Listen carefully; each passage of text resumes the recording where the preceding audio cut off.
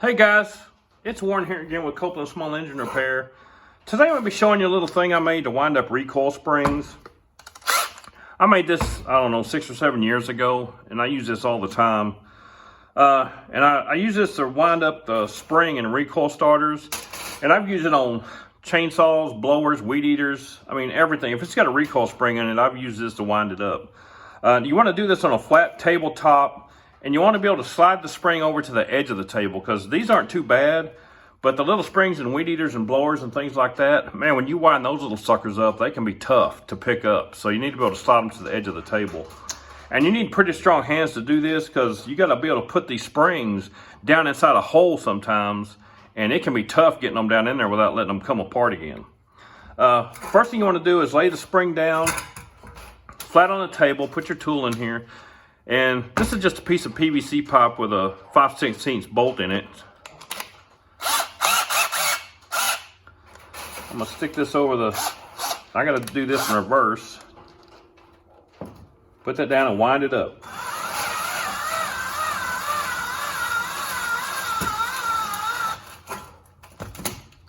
Boom. And that's about as long as it takes. You gotta have pretty good, strong hands. Now, you gotta put this down flat in the bottom of this, but the end of it has to go through this notch right here. So, I'm gonna put the end of it in there. Then you lay the spring down flat, like that. And make sure your end is in that notch before you let it go. Let me get some needle nose over here.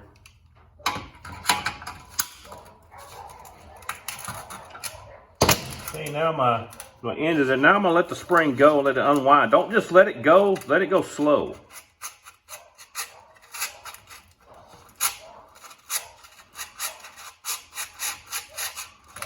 Just let it go till it's completely relaxed in there, like that.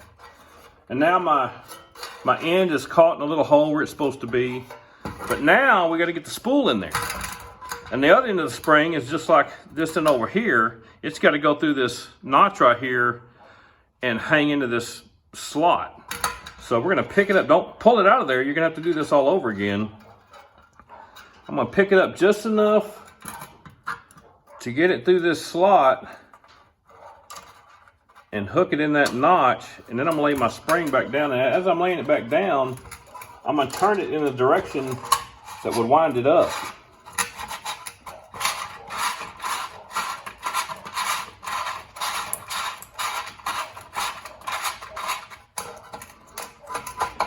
So make sure it's flat. It's down there all the way, you're good to go. And let it go.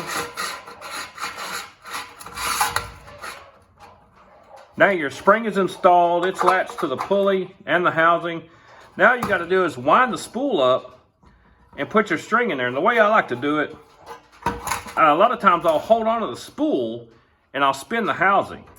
And you want to wind it, if you don't know which way to wind it, just look at which direction would the pulley turn if you were pulling this rope. If you were pulling the rope, it would turn this way. So you want to wind it that way. And you can turn it like this.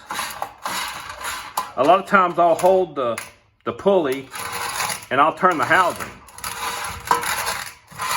It don't really matter as long as you're winding the spool up. And I like to wind it 5 or 6 times. There's some tabs on this one that you bend down to hold this pulley in. I'm not doing that right now. I'm just showing you how to put the spring in here. But once you get it wound up, you want to stop where the rope goes into this little hole right here. You want to stop that so it's pointed straight at this hole where the rope comes out. So you would stop it right there, and then you would clamp it into place. A lot of times I use vice grips or big C-clamps, just whatever you need to do to clamp this pulley in place so it'll stay where it's at. Once you do that, you stick the rope in here, pull it out of this little hole right here and tie a knot in it. Then you can let go of the spool.